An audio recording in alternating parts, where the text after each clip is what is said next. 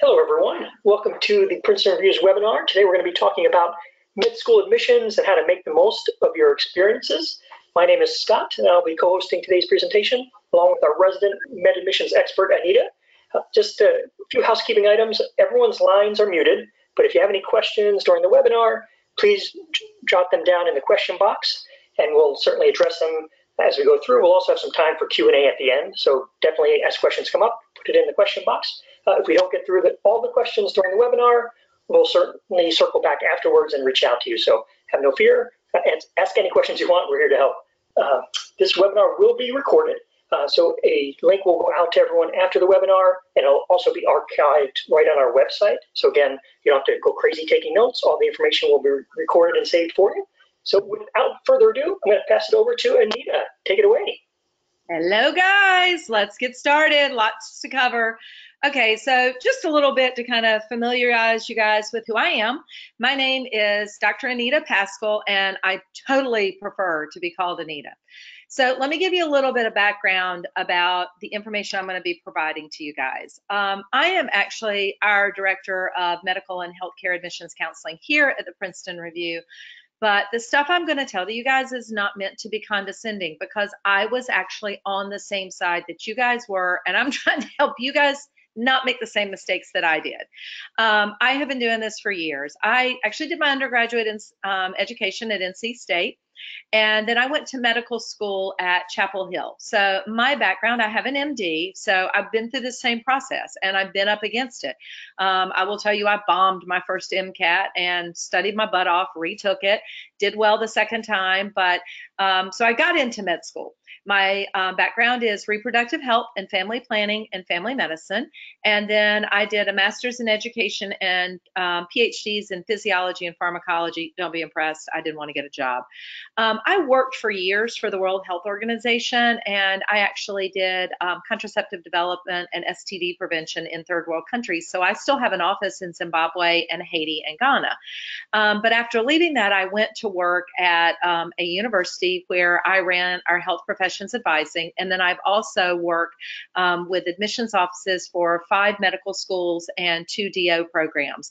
So the experience and the knowledge I'm bringing to you is really more specifically having worked with all my kids for years as they develop their applications, but more on the review side. A lot of what we do when we review at the medical school level, and trying to sort of dispel some of those myths. So that's what I really want to help you guys. And today's focus is really the experiences section. I find that a lot of kids put so much effort, like when they're thinking about their application, there are 2 things they come in thinking about.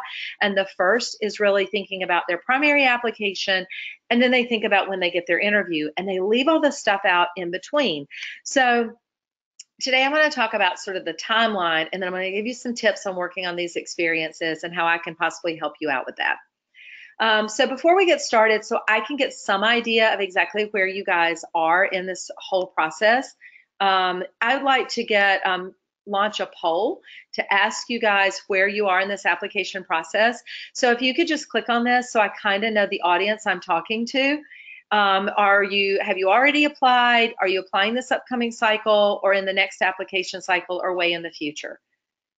And so it looks like from this, about 90% of you guys are either applying this cycle or the next cycle, which is great because I can help you think about those things. And especially those of you guys who are applying in the future, maybe 2 years from now, because we're really going to target how you look at your experiences and things that you might actually be missing. So that's great. Thank you guys so much for helping me out. That lets me know my audience I'm talking to. So let's talk about the basic timeline. Which really doesn't help us out a whole lot because we're right here in April. Okay, so what I generally recommend, and when I worked with students in the past, is that I get them started drafting their personal statement and requesting their letters of recommendation between about November and January. And then I have them revising and developing their personal statement and experiences, because by now you would want to be finalizing your personal statement and your experiences. Now don't flip out on me, because if you'll notice, the typical person is not in that timeline. So don't flip out if you go, oh, holy crap, I'm already behind. But it does let you know that you want to be on target, because if you're applying to AMCAS, they're going to open May 2nd and they're going to be ready for you to submit by May 31st. And that doesn't mean you have to submit on that day when they open, but it is rolling admissions and it is rolling review. So the sooner the better. So you want to have all of this stuff reviewed, re-reviewed, and going. And last month we talked about personal statement. That's not something that you do in one sitting. It's not something that you have one or two people, especially people close to you, review. It's the same thing with your experiences. It's really thinking at it from a much more holistic approach. I'm going to tell you as we go through this a lot of the mistakes we read, because I'm going to tell you at this point in the application cycle, from me reviewing experiences and applications at the medical school level and reviewing my past students here and my students who are getting ready to apply, I am so tired of seeing and reviewing the same common mistakes. And you get that bulb of the person who like really catches my attention. So I've really honed in on what makes me or makes you get noticed at this level. Just so that you guys know, as soon as the applications open, be it AMCAS, ACOMAS, Texas, ADSAS, etc., and any of you guys dental, ADSAS is actually opening 3 weeks early this year for keying. So make sure that you're on top of all of that. So you want to go ahead and get your transcripts sent in May as soon as you open your application and start keying it, and being ready to submit as soon as possible within that May, June timeframe, depending upon when the applications open up. Just a quick note here, I'm going to be doing next month thinking about holistically who you are as an applicant, and then I'm going to be doing a webinar on Oh No You Didn't, common mistakes, coming up in June, so make sure to stay tuned for those. But in July, I'm really going to be focusing also on your secondaries, and I want you guys, when you're thinking about your school list, not to lose sight of this. People put so much emphasis on their primary application, and they forget that about 80 to 90% of schools now automatically generate secondaries. So I get lots of my students who get super, super excited about the fact that, oh my goodness, I got secondaries from all these schools and I cleared the screen. No, you didn't. Those are automatically generated. Take it with a grain of salt. That doesn't mean they're not going to be interested in you, but do the math. If you apply to 20 schools and you're going to figure that you're going to probably get a secondary from most of those, and most schools want 3 to 5 essays on those secondaries, that personal statement you work so hard on can quickly go to 80 to 100 essays that you're going to be expected to write in July. Rule of thumb is you want to turn them over in 2 weeks. So really, really think about the schools that you're applying to, and stay tuned for all of my webinars that give you tips on all of those. All right, so moving on to the next thing. What are these experiences? You get your personal statement done.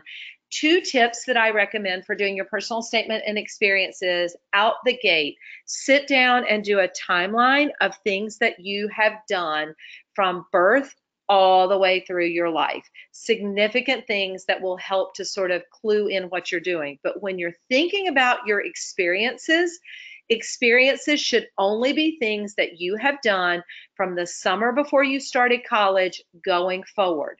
The exception on experiences are things that you started in high school that you continued through college. So for me, I actually started working in a burn unit as an MA my senior year of high school, and I worked all the way through college. So I was able to count those clinical hours moving forward. The exception to this are Boy Scout, Eagle Scouts, and the Gold Award for Girl Scouts. So those do transition that you can use in. When you're thinking about your experiences, you want to remember that you're going to be asked whether or not it is most meaningful. You get 15 experiences where you get 700 characters, and you get 3 most meaningful with an additional 1,325.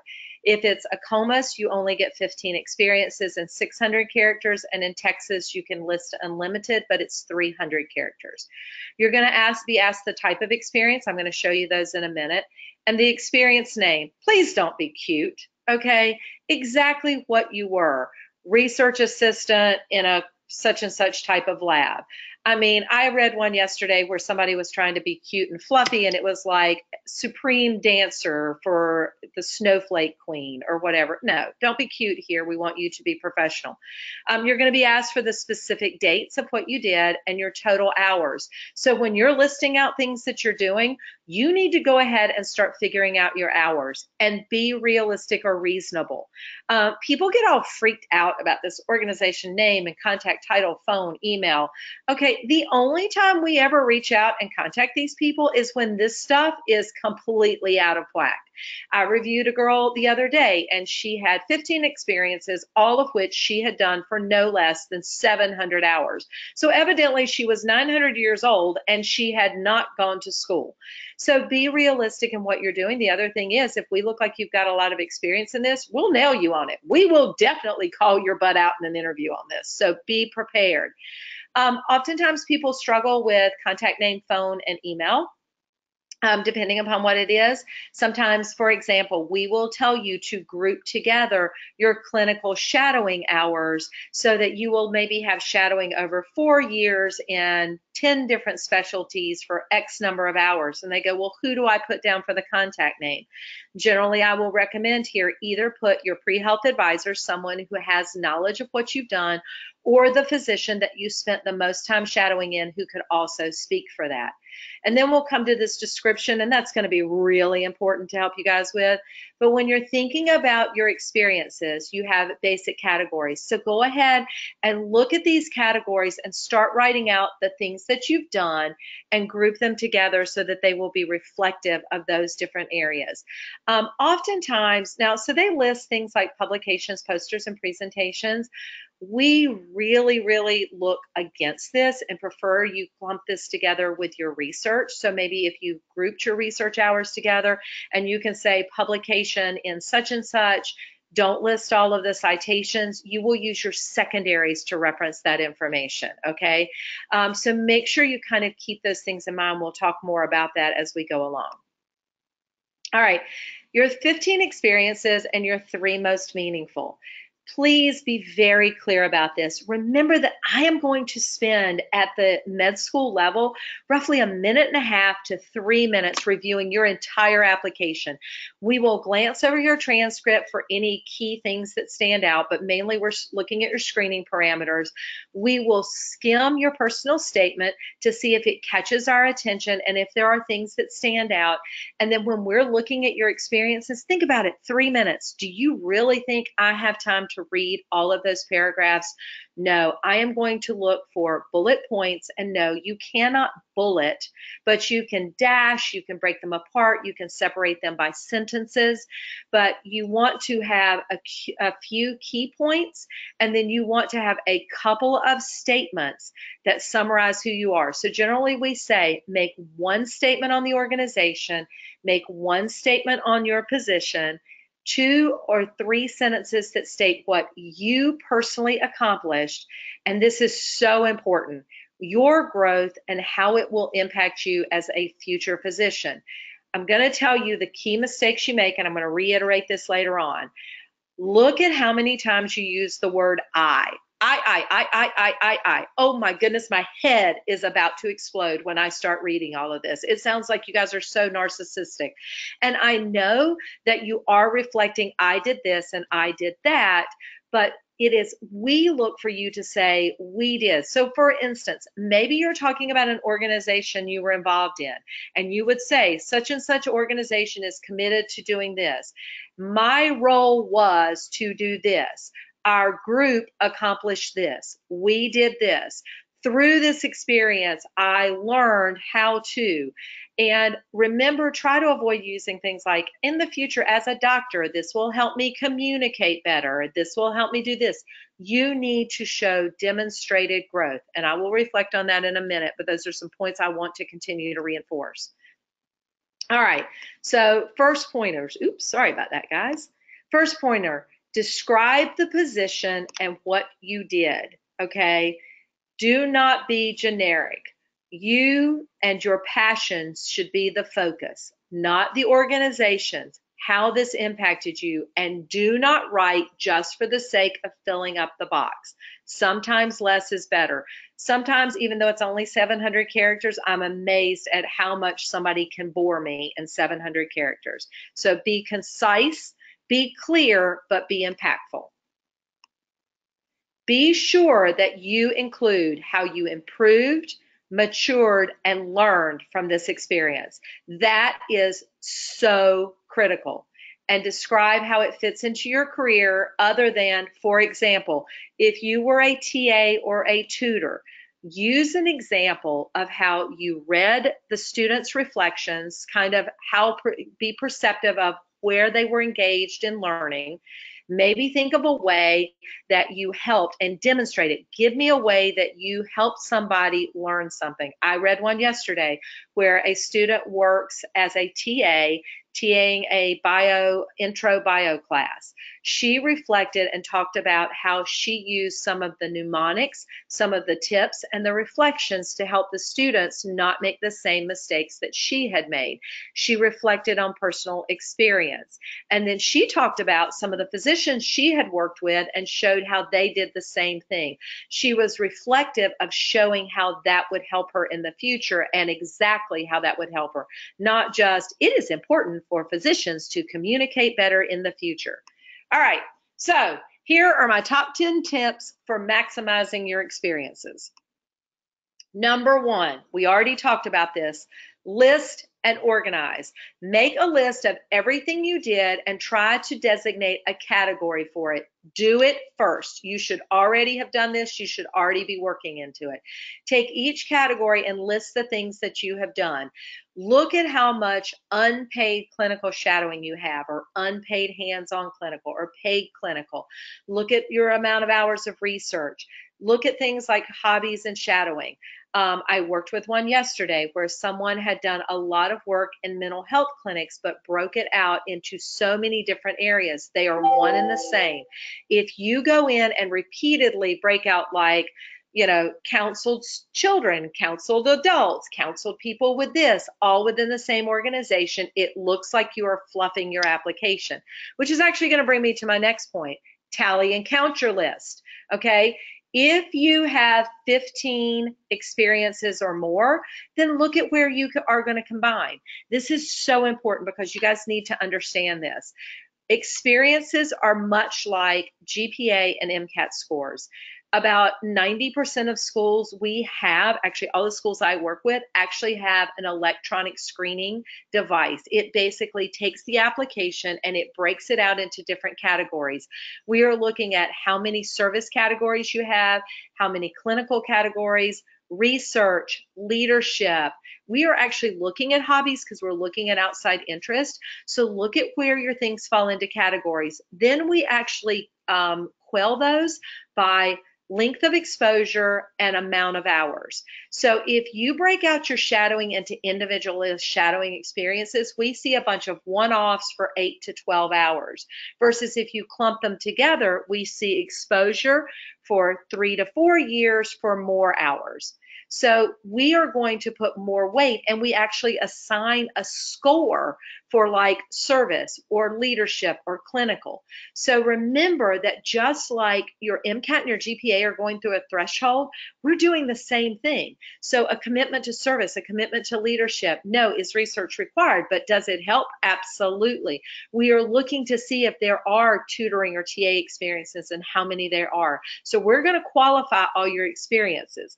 The other thing is, if we see less than 9, we will look to see the cumulative number of hours. But if we're weak on the number of hours and weak in the total number of experiences, and we generally say 9 is about a cutoff, then you need to step back and go, have I really done the things I need to do to get through a threshold?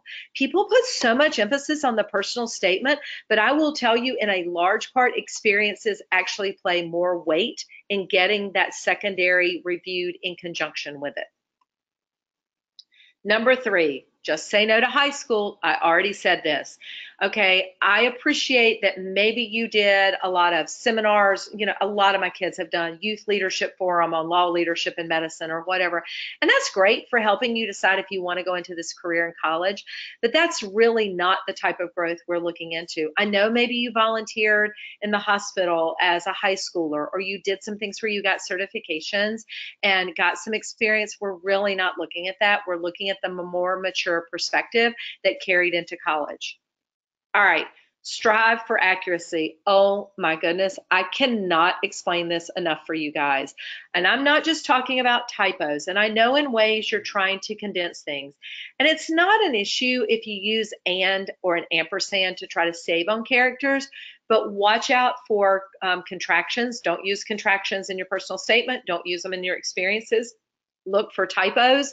You can reread them so many times that you can overlook them. I often recommend people taking their experiences once they've typed them in and copy them, paste them into a Word doc and see if it picks up on typos. Because remember, if you've ever done any of those exercises where it says read this and the letters are all out of jumble, your brain will read past it. So make sure to check for accuracy. And just like I told you, please be able to back it up. And this works on both sides. We're not following you around and what you're doing. So yeah, you can embellish a little bit, but if you embellish, you better be able to back it up, because it is going to be a high likelihood you will see that in an interview. All right, be selective about your most meaningful, okay? Ideally, we're going to expect that there's going to be a meaningful clinical experience because you want to be a physician. But I strongly discourage using somebody that you shadowed twice for 8 hours to be a most meaningful. I can tell you that we generally step back and question, how could that possibly be meaningful? Oftentimes we say to look to try to find a service or a group of service. Maybe you have grouped your community service events together, and so it's like a lot of hours and you can talk about it, but you can be reflective on one point. Or maybe you've got a lot of shadowing group together, but you've got a paid clinical where there was a turning point. Really look to highlight these. That doesn't have to be hard and fast, but one of them needs to be clinical. A lot of times people ask me, can a hobby be something that's meaningful? Absolutely. And let me explain to you why. Remember, if you tuned into our webinar last month, we say that 60% of applicants get denied. Of the 60% that get denied, about 32% don't have the MCAT to make it through a screen. About 18% don't have the GPA. That's 50%. What happens to the other 50%? I don't want to use the word you're boring, but you don't stand out. We are looking for unique things that catch our attention, because everybody's got service, everybody's got leadership, everybody's got clinical. And if you don't have it, you're already 2 steps behind. But if you have those things, but you're just regular vanilla about it and it's not unique, if your service is all the typical, I did the blood drive, I did this, not that that's wrong, but you've got somebody who spent 3 weeks in Cambodia and a service outreach is their most meaningful, or you've got somebody who maybe started a business, or you've got somebody who has a really cool artistic endeavor that's created their ability to think outside just the black and white. Those are the things that are going to catch our attention, because we're looking at what you're going to bring to our class and what you're going to bring to the profession. So think about how you've met the metrics, but also how you're different. Switch up your wording. I already highlighted this. Watch out for how many times you use I. Switch out help me as a physician versus as a doctor, why I will really need this. I see over and over and over in experience when they try to talk about a growth and they always end with, and this will help me in the future as a doctor by doing such and such. I can tell you I look right past it, because when I see it, I don't even want to know what you say, because you haven't backed it up. Show growth and understanding. Advocate for yourself past just this will help me in the future. Advocate by being reflective. Give demonstrative examples, such as one day while I was doing such and such, I saw this. Okay. Be reflective of how it touched your mind and the passion in your gut. And I say this and I repeat this over and over and over. Take what you write down your experiences, do the bullet points of the things that you accomplished and learned, and then go back by each experience and try to write reflectively 3 or 4 different things that happened in the process of it. Maybe you were the leader in a position in your sorority. Then go back and try to write different experiences that happened that helped you grow as a leader. Maybe you're talking about a meaningful experience as a medical scribe. I was reading one yesterday with someone who had worked as a med scribe for 2 years. And in that process, one of their most reflective things was when they had a baby come in with SIDS. And not just watching the teamwork trying to revive that baby, but then she was reflective about interacting with the family and seeing the parents who had just lost a child, seeing the impact on the physicians who could not save that child, and an understanding of how medicine transcends so much more than that, more than just saving the life, but the impact on the people and on them. And talking about how when the physicians left that day, they were sad, but they weren't the parent that did not take home their baby. Be reflective of that. You get it, and advocate for yourself. Choose relevant things. Pick things that reflect your journey and make sure to tell why.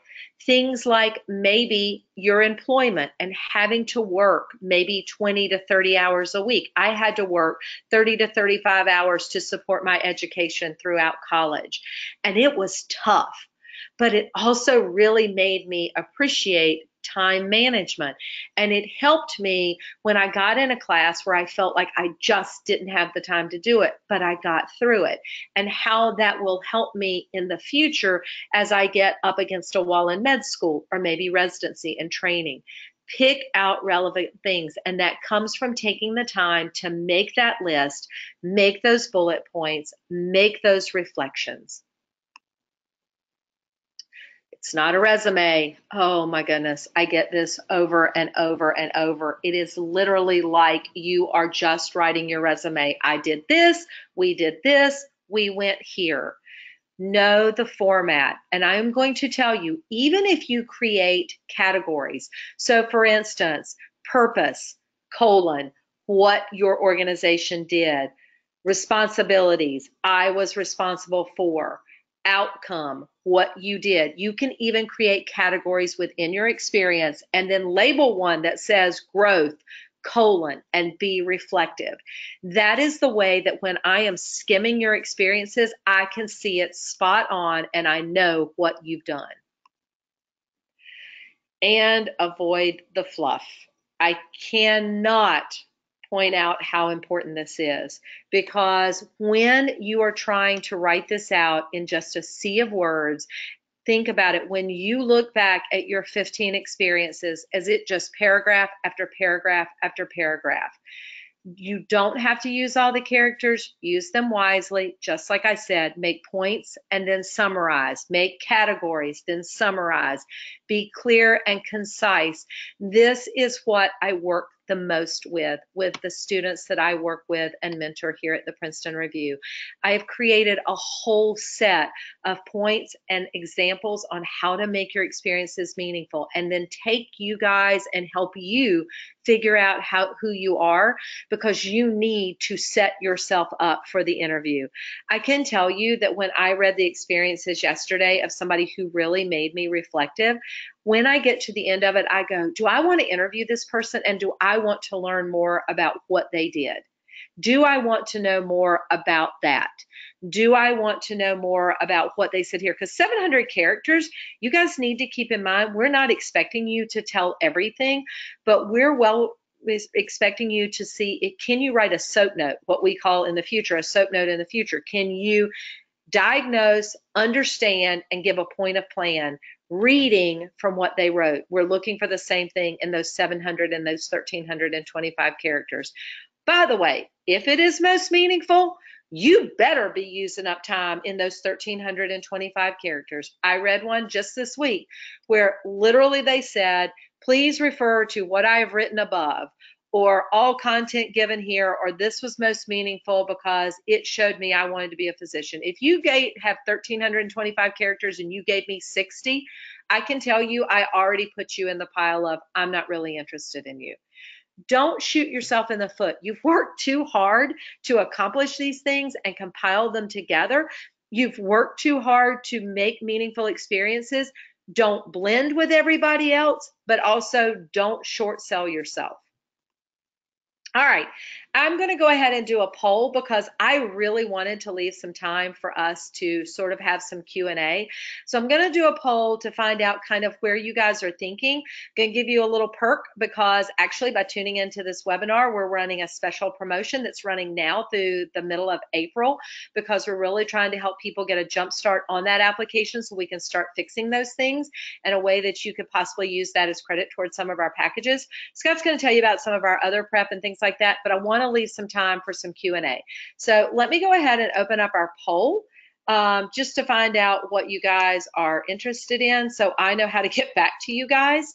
So if you're looking for any help on the MCAT, if you're not preparing or if you're getting ready to prepare, I'm hoping that all of you guys are testing right now or sometime in the future. But also if you're interested in learning more about this process, kind of the work I do and that I can do with you guys, and also ways to boost your GPA. Those of you guys who are applying in a couple of years that might have some questions, let me know because we've got some tips and some tricks for helping you sort of look up with tutors and things like that.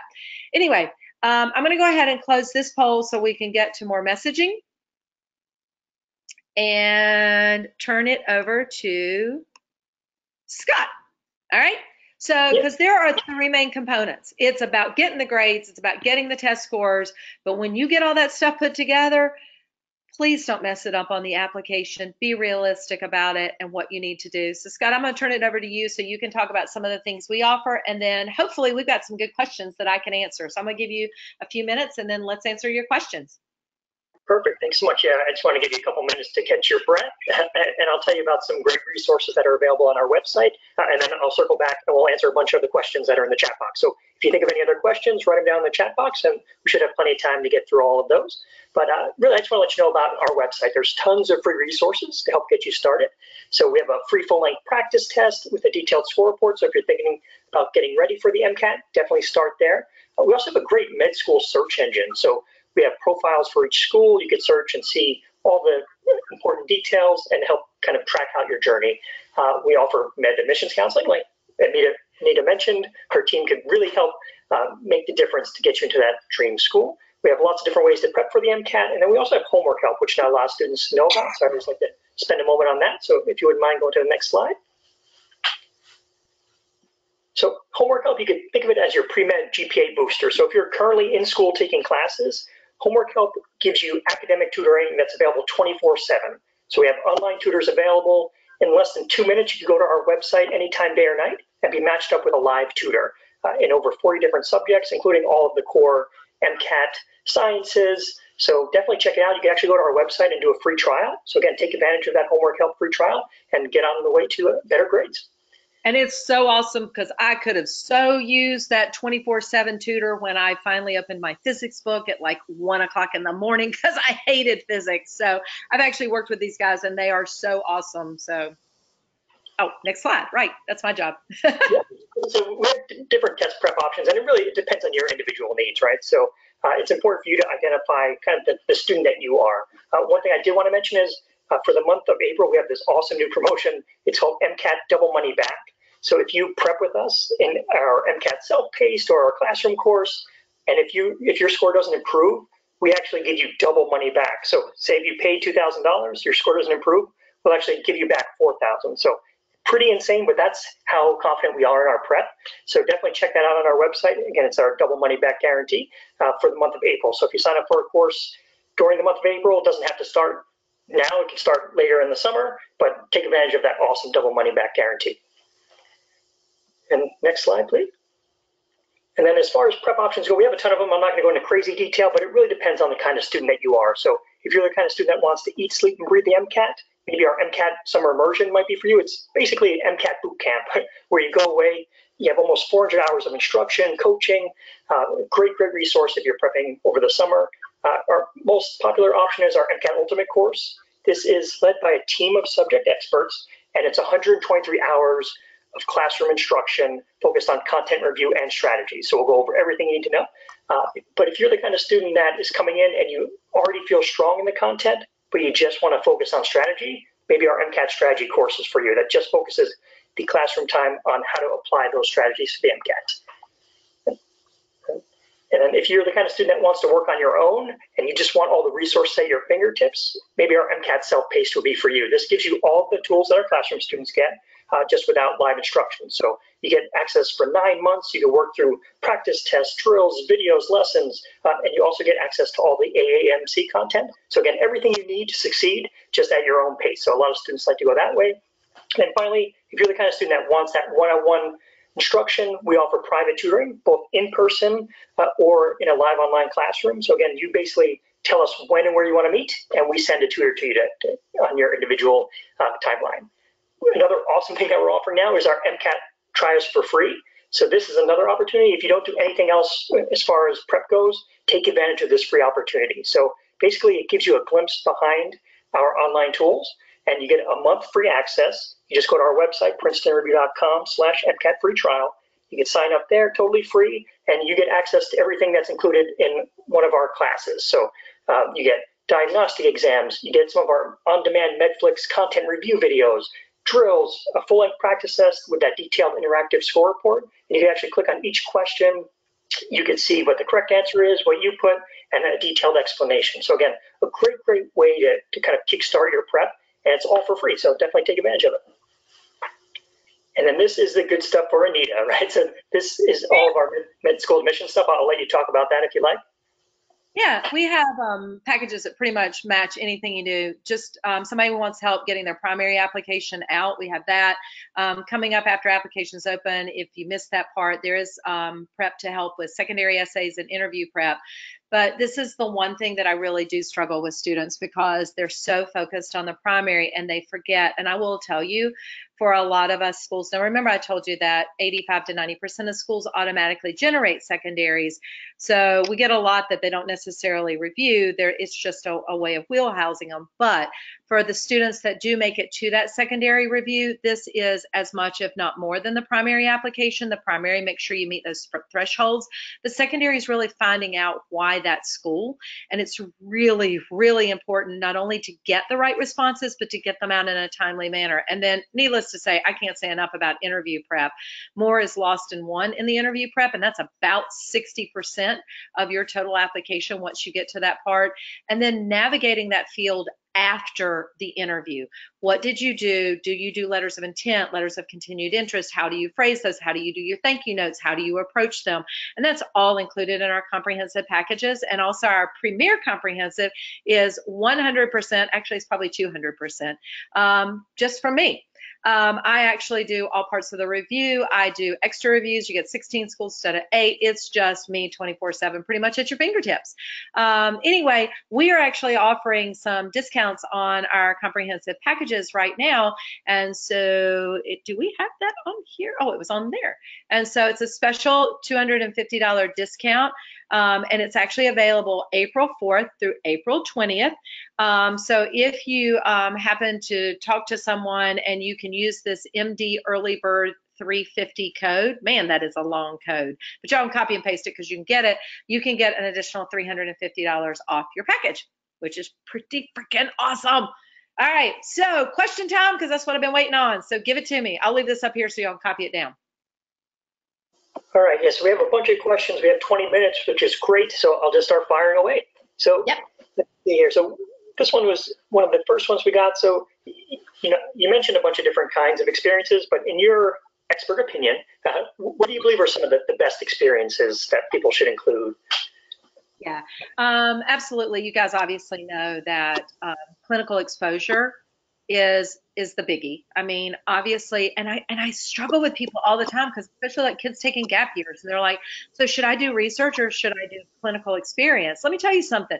Clinical trumps research 8 days and Sunday, unless you're going to an institution that is heavily weighted like Duke or Hopkins or whatever in the research field, and they're looking for research clinicians. That doesn't mean you have to have it, but it definitely helps.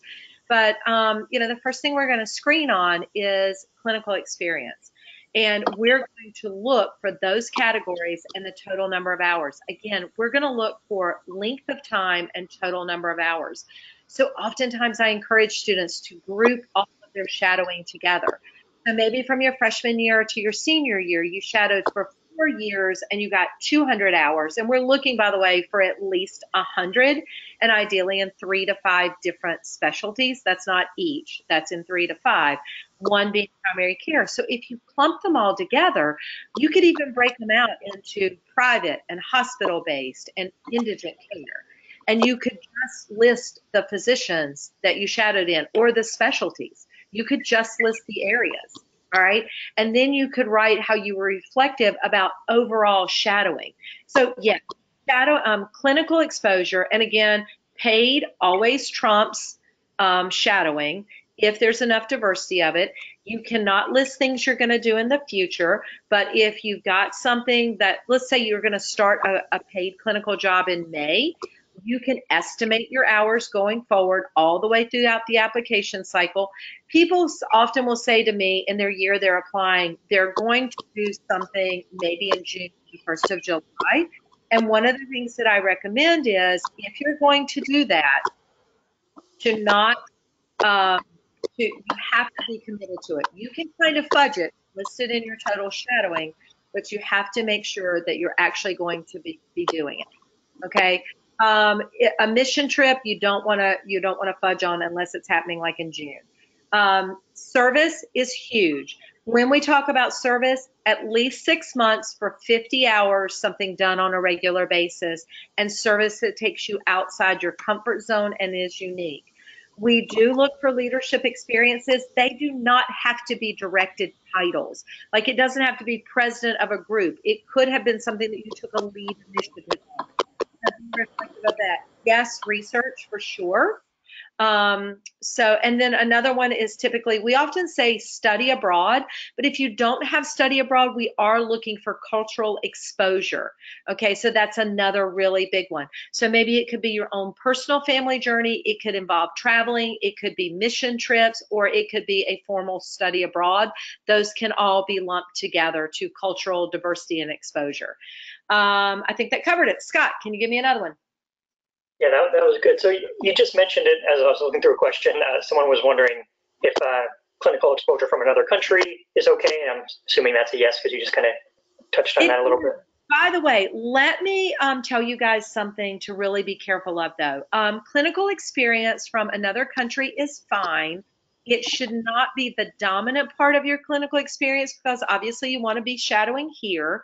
It is fine, though, because international exposure is good because you can be reflective of the differences, but be careful when you discuss what you did. I know that there are a lot of international programs where you actually get a lot of more hands-on experience, but you don't want to push it too far because I can tell you there are some old fogies at the medical school level who are very snobby about, oh, students should not be doing those things. Okay, so it's fine if you say we had an opportunity to like take vitals, do history and physicals, maybe hold clamps during surgery, but you don't want to talk about like you were really administering surgical care. So one example is I reviewed for a dental school, and a student spent time in Australia where he actually talked about, I walked into the clinic and the first day they just said, go pull those teeth, go do this, go do that. And without any training or without supervision, he was doing these things. That actually can hurt you on an application. All right, next question. So if someone did a medically related service trip abroad in high school and then did another one in undergrad, but in a different country, what's the best way to include that experience while applying? Okay, depends on when it was in high school, and if it was part of the same organization, that is considered something that is kind of a continuum. The other thing that they could do is list the total hours, talk about the one experience, but then note in the discussion that this was a multiple trips first done during high school at this location, now done here. So you can kind of fudge around it so that you can be reflective of it. Also remember, if you count those hours in, you can can use secondaries to expand on things. Remember, this is not your one shot at fame. So you can expand on a lot of this in your secondaries. Next. Okay, so how about if you've been volunteering at a place not related, for example, an animal shelter or environmental areas? Is this something to include? Yeah. Okay. So here's another thing. That's actually a very good question. Funny you should mention that. One of the things yesterday was someone who had volunteered for an extended period of time at a veterinary hospital. And I was like, oh, I wonder if they were pre-vet. But what he reflected on was the experience of the communication of the doctor, the veterinarian, with the people and those skills and the enhancements there. And again, I mean, I don't know about you guys, but my dog is like my child. But being reflective of it, service is not as much about the service you do, but how you grew through the service that you did. So the reflection is how you change. So maybe if it's feeding the homeless, and I'm really happy that you fed the homeless, but being reflective of that homeless people are not all alcoholic, dirty people who don't want to get a job. Many people have come to that place in life for different reasons, and about the importance of access to care or what that means, or an environmental impact and how that could relate back to helping your patient population in the future. So yes, very much so, because it's, and actually we often get frustrated because people feel like their service should all be volunteering at a hospital. Freaking everybody volunteers in a hospital. I'm looking for you guys to show something that is different from that. So it's actually more to your benefit than hurts you. Perfect. So what do you think the best way to explain about 7 years out of school without a job, but you spent that time volunteering and doing charity work? Okay. Is there a way to phrase that? Okay, so strictly unpaid, you're gonna have to explain, were you living at home off mommy and daddy, or were you potentially had a spouse who supported you and you were raising a family while you were doing these things?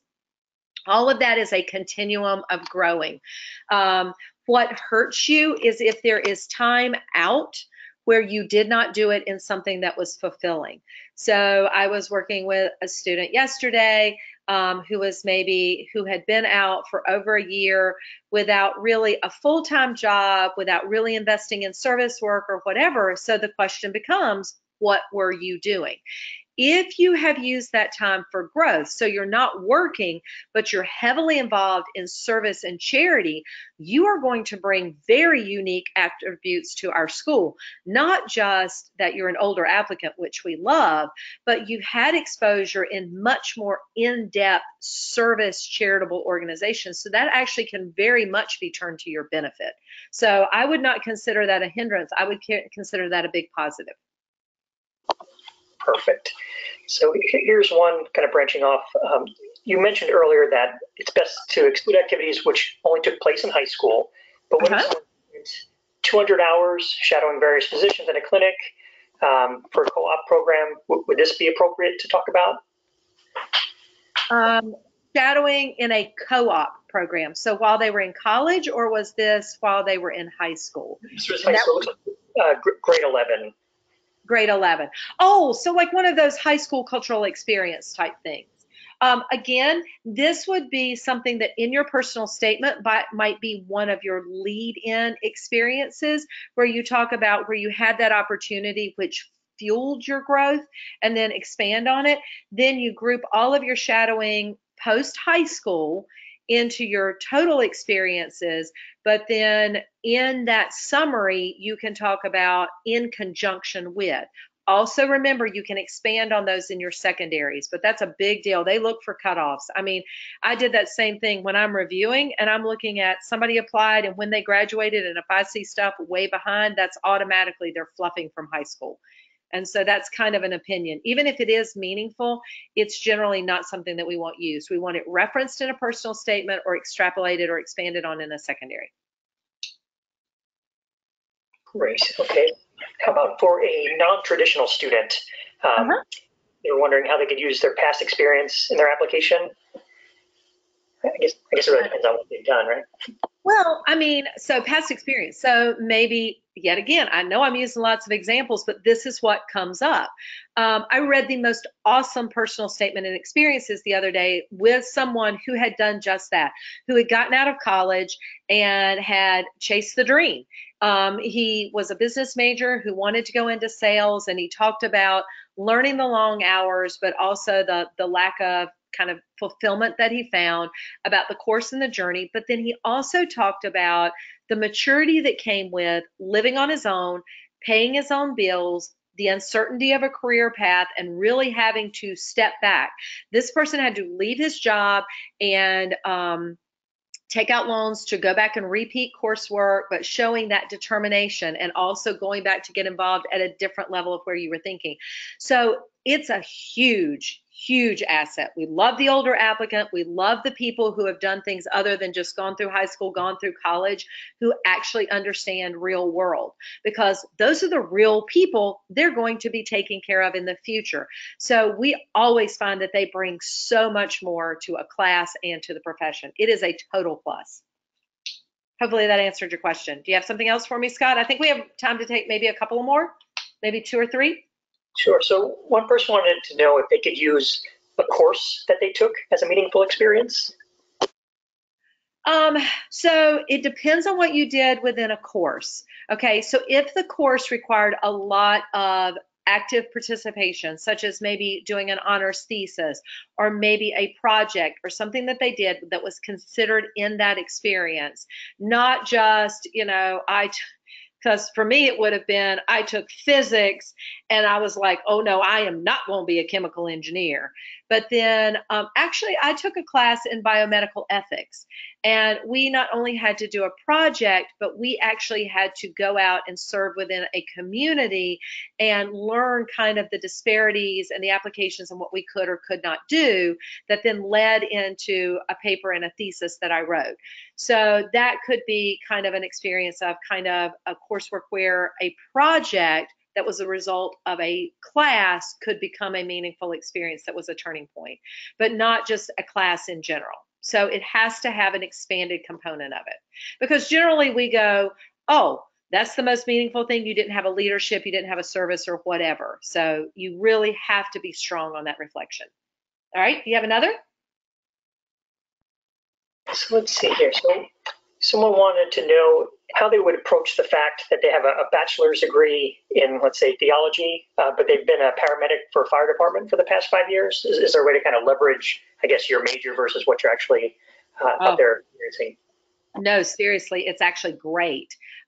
We love, oftentimes when I have people who are struggling with, and so for people who aren't applying, should I do a double major, like a double major in chemistry and biology? And I'm kind of like, well, that's, we know they're closely related disciplines. We're actually far more impressed with a major and a minor in an alternate discipline, or an alternate discipline that brings something to it. So what you're showing is that you used your collegiate time to explore something that you were interested in. And I agree with that. I mean, we don't discriminate against people who are bio or chemistry majors, because we hope you major in something you're interested in, and hopefully somebody going into med school likes the sciences. Lord knows I tell y'all tell me enough that you love science. So, I mean, y'all beat that into me. So, but I love the person who goes, I was really interested in religion, or I was really interested in this, so I used my college time to study that, but I also got the classes I needed. Or I needed to get a job, and I was a firefighter, and I had the opportunity to become a paramedic, and that's where I found my passion. I mean, I started out as an architectural design major. I was going to build houses. That was my claim to fame. And although I actually did it for 5 years, I didn't really, halfway through my college career, I was like, I don't really like this. And so I found interest in something I happened to be doing at the same time. I didn't go to med school wanting to be a doctor, but every time I went to work in the burn unit, I was like, this is kind of cool. And so that led me to it. If your journey puts you in a career where you discovered that passion later on, oh man, hands down and 2 times over, that's going to appeal to me. Other than the people who are always like, I want to be a doctor because I've always thought I wanted to be a doctor and this is what I want to do. I want to know that you've really affirmed that conviction. Hope that answered it. Scott, you got one more for me? Yeah, I've got one more. I think this will be a good way to end it. So, what are some of the best uses of one's time during the summer before the year you apply? Okay, the summer before the year you apply, not the year you are applying. Because obviously, the year you're applying, we hope you're not studying to retake the MCAT because you want to get that in April or May, and you want to wait 48 hours and sign up for a retest in case you need it. Those are tips for you guys. If you don't need it, it's going to be the best money you ever lost. If you do need it, you want to have a spot. When we're thinking about, and during the year you apply, secondaries are going to come out July 1st to 2nd or whatever. Shoot for turning those back around in 2 to 3 weeks. But the summer before you apply. So if you are going to be applying spring, summer of 2019.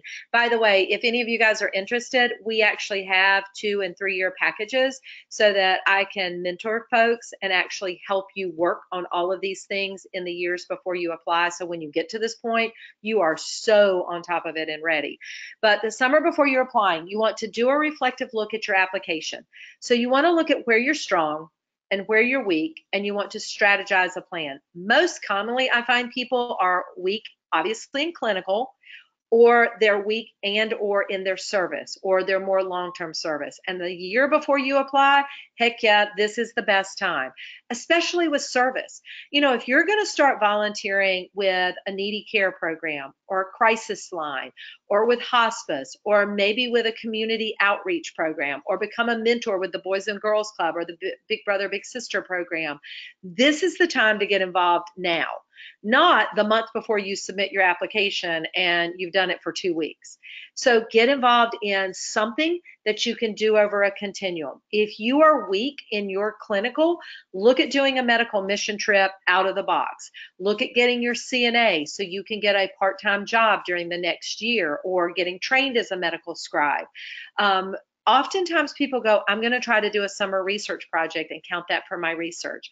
I'm going to tell you that 6 weeks or 5 weeks in a lab in a summer research program is good for getting a flavor, but it's not going to hold a lot of credit for us in terms of really knowing what research is about. You can mention it, but research needs to be a minimum of a semester or a year. So maybe there's a research lab you could volunteer in if you're taking summer school classes.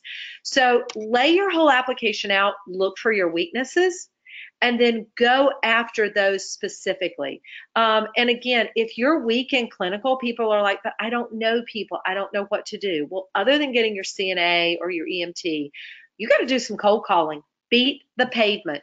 Go to your physician, go to your parents' physician, go to somebody who's maybe treated you for something, explain what you're doing, reach out to the office manager, ask for no more than 1 to 2 half days. If they like you and they give you more, that's great. But don't be unreasonable. Look for local indigent care clinics, kind of outreach community clinics. Oftentimes, if you will volunteer in those, you can actually get experience shadowing. But target where your weaknesses are and go after those and find something that you can continue through the next year. Well, and I have managed to use up all of our time. I want to thank you guys for tuning in, for all of your fabulous questions. I hope I've given you some pointers that will be most important in helping you stand out from the crowd. This is your opportunity. You've worked too hard. Please don't mess it up with the common mistakes that we see over and over. Make yourself meaningful. And look for our webinars coming up every month. We post them on our website, and Scott helps me put them together. And I've got all kinds of great topics coming up in the next 4 months to help you get through this process. Thanks, guys. Yes, thank you, everyone. And if you have any questions, please feel free to reach out at questions@review.com. I'll make sure to get back to you. And then, like Anita said, check out princetonreview.com/webinars for upcoming webinars. We do have an MCAT webinar happening in a couple weeks. So thanks again, Anita, and have a great day, everyone. Have a great day, folks.